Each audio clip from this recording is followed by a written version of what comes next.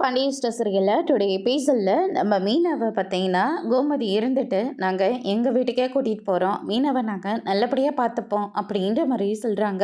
மீனாவோட அம்மா இருந்துட்டு பரவாயில்ல இருக்கட்டும், நான் என் பொண்ணை என் வீட்டுக்கே கூட்டிகிட்டு போகிறேன், அவளை நான் நல்லா பார்த்துக்கிறேன் அப்படின்ற மாதிரியும் சொல்கிறாங்க.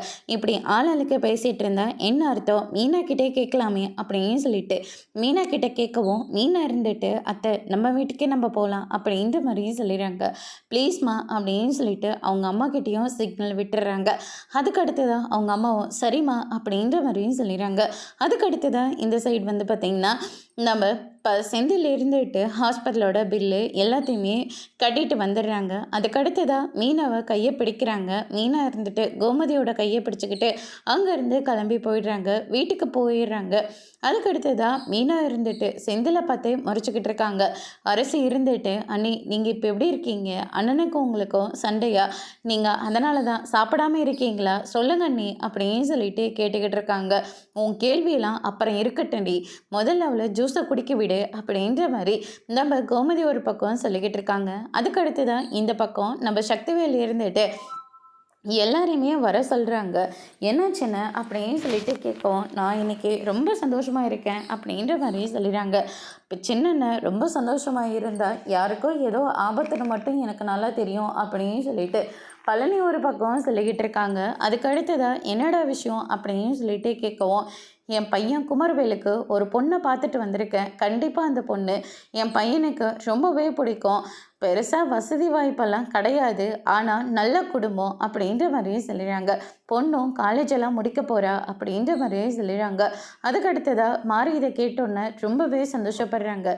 நமக்கு தெரிஞ்ச குடும்பமாங்க, அந்த குடும்பம் எங்கே இருக்குது அப்படின்னு சொல்லிட்டு கேட்கவும் எல்லாமே நமக்கு தெரிஞ்ச குடும்பம் தான், எதிர்த்த வீட்டில் இருக்காங்களே சம்மந்தி குடும்பம், அந்த வீட்டுக்கு சொந்தக்காரங்க தான் அப்படின்ற மாதிரி சொல்லிடுறாங்க. குழலி வகையில் இல்லை மீனா வகையிலையா அப்படின்னு சொல்லிட்டு கேட்கவும் சரவணன் பொண்டாட்டி தங்கமேல் இருக்கால அவங்க ரெண்டாவது ஆள் முத்து சுடர் தான் அப்படின்ற மாதிரி சொல்லிடுறாங்க.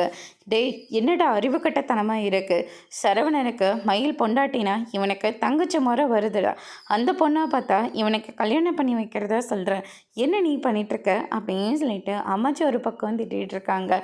அதெல்லாம் முறையெல்லாம் ஒன்றும் தேவையில்லை, அந்த குடும்பத்துக்கு மட்டும் முறை எங்கேருந்து வந்துச்சு, மயிலை கல்யாணம் பண்ணிட்டு வந்ததுக்கப்புறமா தானே, இப்போ அந்த பொண்ணுக்கும் அந்த வீட்டுக்கும் எந்த சம்மந்தம் இல்லைன்னு இன்னும் கொஞ்ச நாளில் டிவோர்ஸ் எல்லாம் ஆக போகுது, நாம் எதுக்காக முறையெல்லாம் பார்த்துட்ருக்கணும் அப்படின்ற மாதிரி நம்ம சக்திவேல் வந்து சொல்லிடுறாங்க. அதுக்கடுத்து தான் நம்ம முத்துவேல் இருந்துட்டு முறையை கூட விடுறா.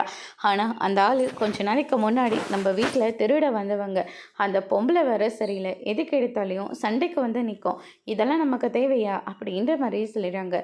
என் பையனுக்கு வயசாகிட்டே போகுது, பார்க்குறவங்க எல்லாரும் சிரிச்சுக்கிட்டு இருக்காங்க, அப்படி ஒரு சிரிப்பை அடைக்கணும்னாக்க எனக்கு இதை தவிர வேறு வழியே இல்லை, டே குமார் உனக்கு இதில் சம்மதம் தானே அப்படின்னு சொல்லிட்டு கேட்கும். எனக்கு இதில் முழு மனசோட சம்மதம் அப்படின்ற மாதிரி சொல்லிடுறாங்க. கட்டினா அரசியை தான் கட்டுவேன்னு சொன்னேன், இப்போ உங்கள் அப்பா பேச்சை கேட்டுக்கிட்டு இப்படியெல்லாம் பேசிக்கிட்டு இருக்கேன், நான் கூட தான் அரசியை கட்டிக்கணும்னு ரொம்ப சந்தோஷமாக இருந்தேன், ஆனால் அவளுக்கு தான் என்னை பிடிக்கவே இல்லை, அவங்க வீட்டாளங்களுக்கும் என்னை பிடிக்கவே இல்லை, பிடிக்கலைன்னா பிடிக்கிற மாதிரி நடந்துக்கணும், அதை விட்டுட்டு இப்படி எது பண்ணாலையும் சரின்னு சொல்லிட்டு போய் நிற்கலாமா அப்படின்ற மாதிரியும் சொல்லிடுங்க. எனக்கு அப்பா என்ன சொன்னாரோ அது எனக்கு ஓகே தான், நீங்கள் தேவையில்லாமல் பேசாதீங்க அப்படின்ற மாதிரி சொல்லிடுறாங்க. அதுக்கு அடுத்ததாக வந்து பார்த்திங்கன்னா இந்த பக்கம் நம்ம பாண்டியனும் சரவணனும் வந்துடுறாங்க. வந்த உடனே எப்படி இருக்கப்பா அப்படின்னு சொல்லிட்டு கேட்கவும் எனக்காகவா நீங்கள் கடையெல்லாம் அடிச்சுட்டு வந்திருக்கீங்க அப்படின்னு சொல்லிட்டு மீனா வந்து கேட்டுக்கிட்டு இருக்காங்க.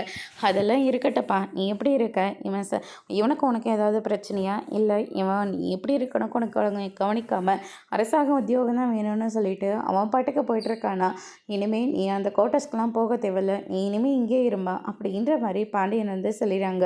நம்ம செந்தில் இருந்துட்டு இன்றைக்கி ஒரு நாள் வேணால் நாங்கள் இங்கே இருக்கோம், நாளைக்கு இந்த மீனவை நான் அங்கேயே கூட்டிகிட்டு போயிடுறேன், வேலைக்கெல்லாம் அனுப்ப மாட்டேன், கூட இருந்து ஒரு 2 நாள் நான் பார்த்துக்கிறேன், அதுக்கப்புறம் வேணா பார்த்துக்கலாம் அப்படின்ற மாதிரி சொல்லிடுறாங்க. நீ என்ன சொன்னாலும் சரி, நீங்கள் இருக்க மாட்டேன்றியா, தாராளமாக நீ குவார்ட்டர்ஸ்லேயே போய் இருந்துக்கோ, ஆனால் மீனா எங்கேயும் வராது, மீனா இங்கே தான் இருக்கோம் அப்படின்ற மாதிரி பாண்டியன் வந்து சொல்லிடுறாங்க. அங்கே பொண்ணு பொருள்னு ஏதாவது மறைச்சி வச்சிருக்கியா, அதனால தான் அங்கே போகணுன்னு துடிச்சிட்ருக்கியா அப்படின்னு சொல்லிட்டு கேட்கவும் என்னப்பா இப்படியெல்லாம் பேசுகிறீங்க, அதெல்லாம் ஒன்றும் இல்லை, அப்புறம் எதுக்காகடா அங்கே போகணுன்னு துடிச்சிட்ருக்க அப்படின்னு சொல்லிட்டு திட்டிகிட்டு இருக்காங்க. அதுக்கு அடுத்ததாக வந்து பார்த்திங்கன்னா நம்ம பழனி வந்து பதில் அடிச்சுட்டு வராங்க. என்னப்பா எப்படி இருக்க அப்படின்னு சொல்லிட்டு கேட்கும். நல்லா இருக்கேன்பா அப்படின்ற மாதிரி மீனா வந்து சொல்லிடுறாங்க. உங்கள் எல்லாரையும் பார்த்து ஒரு முக்கியமான ஒரு விஷயம் சொல்லிட்டு போகலான்னு தான் வந்தேன். குமரவேலுக்கு பொண்ணு பார்த்துட்டு வந்திருக்கு சின்ன அண்ணன் அப்படின்ற மாதிரி சொல்லிடுறாங்க. ரொம்ப சந்தோஷம்டா. ஆனால் மறுபடியும் எங்கள் வீட்டு பொண்ணை தேடி இங்கே வந்துடாதீங்க அப்படின்ற மாதிரி சொல்கிறாங்க. நான் இந்த வீட்டு பொண்ணெல்லாம் தேடிட்டு வரலை. என் அண்ணன் எந்த பொண்ணை பார்த்துட்டு வந்திருக்காங்கன்னு தெரியுமா? அதை தெரிஞ்சுக்கிட்டு நான் என்னடா பண்ண போகிறேன்? அதெல்லாம் ஒன்றும் தேவையில்ல. இல்லைக்கா, நீங்கள் எல்லாரும் தெரிஞ்சுக்கணும்.